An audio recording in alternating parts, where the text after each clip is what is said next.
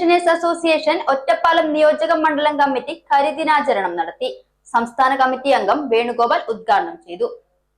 12ാം pension പരിഷ്കരണം നടപ്പിലാക്കാതെ പെൻഷൻകാരെ വഞ്ചിച്ചതിന്റെ 1ാം വാർഷികം എന്ന മുദ്രാവാക്യമുയർത്തി കേരള സർക്കാർ സർവീസിൽ നിന്നും വിരമിച്ചവരുടെ സംഘടന ആയ Kerala state service pensioners association സംസ്ഥാന വ്യാപകമായി സംഘടിപ്പിച്ച കരിദിനാചരണത്തിന്റെ ഭാഗമായാണ് ഒറ്റപ്പാലം നിയോജക മണ്ഡലം കമ്മിറ്റി ഒറ്റപ്പാലം ട്രഷറി ഓഫീസിനു മുന്നിൽ കരിദിനാചരണം നടത്തിയത്. KSSPA ഒറ്റപ്പാലം നിയോജക മണ്ഡലം പ്രസിഡന്റ് മോഹൻകുമാർ അധ്യക്ഷത വഹിച്ച ചടങ്ങ് സംഘടനാ സംസ്ഥാന കമ്മിറ്റി അംഗം വേണുഗോപാൽ ഉദ്ഘാടനം ചെയ്തു.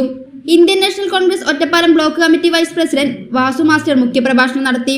സംഘടനാ പട്ടാമ്പി നിയോജക മണ്ഡലം പ്രസിഡന്റ് ബാലചന്ദ്രൻ, ഗിരീഷ് കുമാർ, വേലുകുമാർ, ജയരാമൻ, KSSPA ഒറ്റപ്പാലം നിയോജക മണ്ഡലം ട്രഷറർ രാമചന്ദ്രൻ, ഒറ്റപ്പാലം മണ്ഡലം കമ്മിറ്റി സെക്രട്ടറി വിജയകുമാർ എന്നിവർ പങ്കെടുത്തു സംസാരിച്ചു.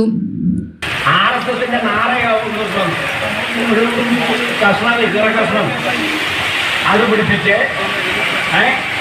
കാവിക്കുടി പിടിപ്പിച്ച വലത് കൈയില് പിന്നെ സാധാരണ പൗരടിക്ക് ഉണ്ടാകുന്ന ആയുധങ്ങളും ഒക്കെ സങ്കല്പിച്ചിട്ട് ഇപ്പോ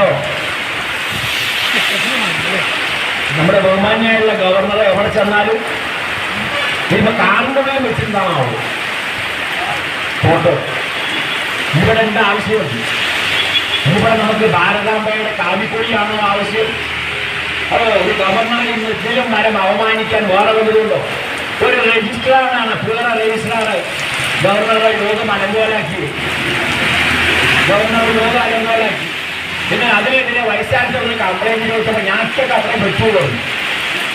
കൂവിവിളി SFIക്കാരൻ ഗവർണർ വരുമ്പോ കാണുന്ന മുൻപിച്ചാകുക, അപ്പൊ രക്ഷാപ്രവർത്തനം അങ്ങേപ്പുറത്ത് നടത്തുക. ഇപ്പോൾ ഗവർണർക്ക് അകത്തേക്ക് പ്രവേശിക്കാൻ പറ്റാതെ വരിക. ഇങ്ങനെ അലങ്കോലപ്പെട്ടു. പിന്നെ യൂണിവേഴ്സിറ്റികളിലൊന്നും വൈസ് ചാൻസലർമാരില്ലപ്പോൾ.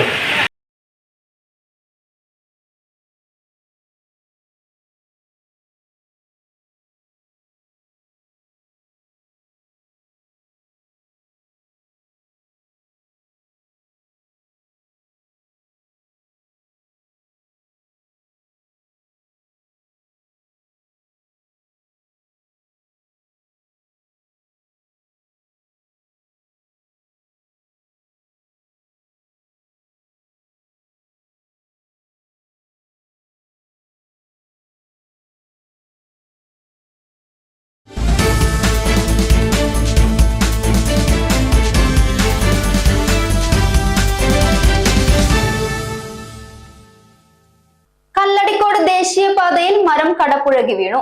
ഒഴിവായത് വലിയ അപകടം. ദേശീയപാത കല്ലടിക്കോട് TBയിൽ AUP സ്കൂളിന് സമീപം പാതയോരത്ത് നിന്നിരുന്ന മരമാണ് കടപുഴകി വീണത്. തിങ്കളാഴ്ച രാവിലെ 10:30 സംഭവം. സ്കൂളിലെ വിദ്യാർത്ഥികൾ എല്ലാവരും വിദ്യാലയത്തിൽ എത്തിയ ശേഷമായതിനാൽ വലിയ അപകടം ഒഴിവായി. മരം വീഴുന്നത് കുറച്ചു ദൂരെ നിന്നും കണ്ടതോടെ വാഹനങ്ങൾ നിർത്തിയിരുന്നു. അതിനാൽ മറ്റ് അപകടങ്ങളൊന്നും ഉണ്ടായില്ല.